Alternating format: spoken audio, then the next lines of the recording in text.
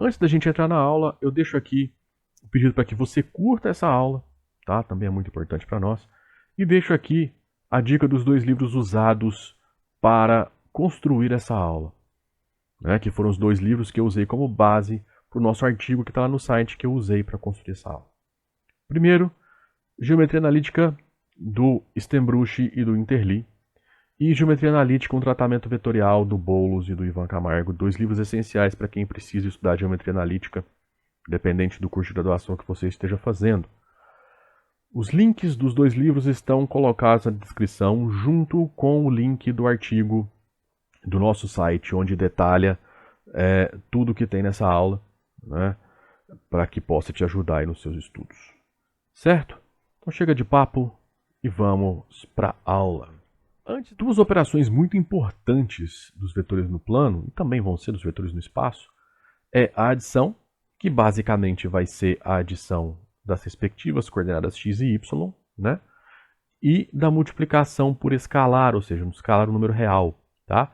A multiplicação de um vetor por escalar. Teremos o produto escalar e temos a multiplicação de um escalar por um vetor, tá?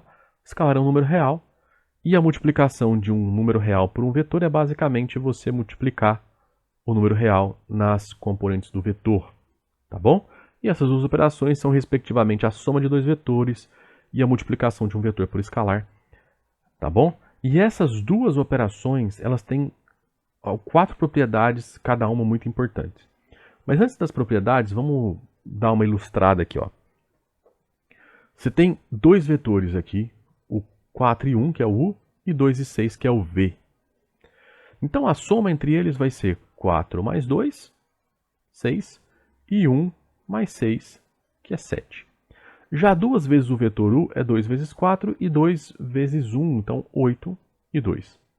Para você entender o que está acontecendo, ó, aqui, nessa ilustração, eu tenho o vetor U, né? X igual a 4, y igual a 1. Perceba que 2 vezes ele, o que eu vou fazer? Eu vou pegar o mesmo vetor e vou aumentar o tamanho dele em 2. Tá? Então eu vou dobrar a coordenada x e vou dobrar a coordenada y. Então minha coordenada x passa a ser 8, minha coordenada y passa a ser 2.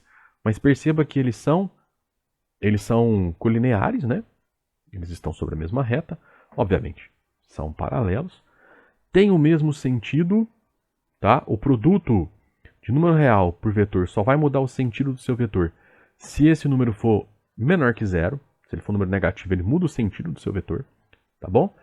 Né? E como o 2 é maior que 1, ele aumentou o tamanho do seu vetor. Se você multiplicasse por meio o vetor U, você ia chegar em x igual a 2 e y igual a meio, tá? Então você ia diminuir, né? Pegar o seu vetorzinho pela metade. Se você pegasse um número negativo, ele iria apontar para o outro lado, tá bom? Naquela limpada aqui na imagem, né? Para ficar mais fácil de entender. Agora vamos falar sobre a soma de U e V. Então aqui nessa outra imagem você tem o vetor U, né? 4 e 1, tá bom? O vetor V, 2 e 6, tá bom? E aí você vai ter a soma entre eles. Usando a regra do paralelogramo aqui, ó, a soma de U mais V vai ser o vetor que está sobre a diagonal maior do seu paralelogramo, tá bom? E como que você consegue as coordenadas, né? Como que você consegue as coordenadas desse ponto? Soma 4 com 2, que vai dar 6, e soma 1 com 6, que vai dar 7. Tá? Então essa daqui é a coordenada, mas geometricamente ele é basicamente a diagonal, né, do paralelogramo que tem lados U e V. Ok? Antes de falar sobre as propriedades dessas 2 operações, algumas observações pertinentes. Em resumo, nessa primeira observação, eu estou querendo te dizer que você pode usar a regra do paralelogramo para vetores no plano cartesiano, tá? E que esse ponto D ele é um ponto único. Em resumo, é isso. Outras observações importantes são: a escolha do representante dos vetores U e V é arbitrária, mas isso não influi na determinação da soma desses 2 vetores. Independente de quais sejam os representantes de U e V que você escolher no plano, a soma vai sempre ser a mesma, tá? Se alfa é diferente de zero e V é diferente do vetor nulo, então o produto de alfa com V é paralelo ao vetor V, como nós vimos no exemplo anterior. Os dois possuem o mesmo sentido se alfa é maior que zero e sentidos opostos se o alfa é menor que zero.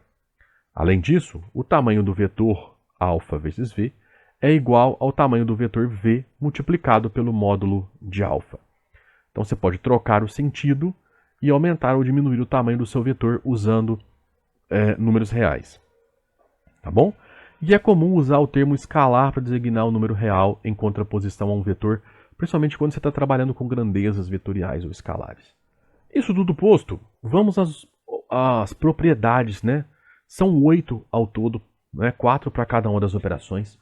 A primeira de adição me diz que a soma é comutativa, ou seja, tanto faz se somar o com V ou V com A, que ela é associativa, que existe o elemento neutro, que para nós é o vetor nulo, ou seja, U mais o vetor nulo é sempre o vetor U, e existe o elemento oposto dessa operação, ou seja, que é o vetor menos U, que somado com o vetor U dá zero. O vetor menos U é o vetor que tem mesma direção, mesmo tamanho que U, mais o sentido oposto. Tá bom? Então aqui o que vai acontecer? Se U é igual a xy, então menos U vai ser menos x menos y. Ok? As 4 propriedades da multiplicação de vetor por escalar são a associatividade com relação ao escalar, ok? A distributividade com relação ao vetor e ao escalar e o elemento neutro. Tudo bem? As 4 propriedades da adição e as 4 propriedades da multiplicação por escalar conferem ao R2 a estrutura do que chamamos de espaço vetorial. Então era isso que eu tinha para falar com vocês hoje. Gostou dessa nossa aula sobre vetores no R2? Se gostou, então apoie o nosso projeto se essa aula te ajudou. Como?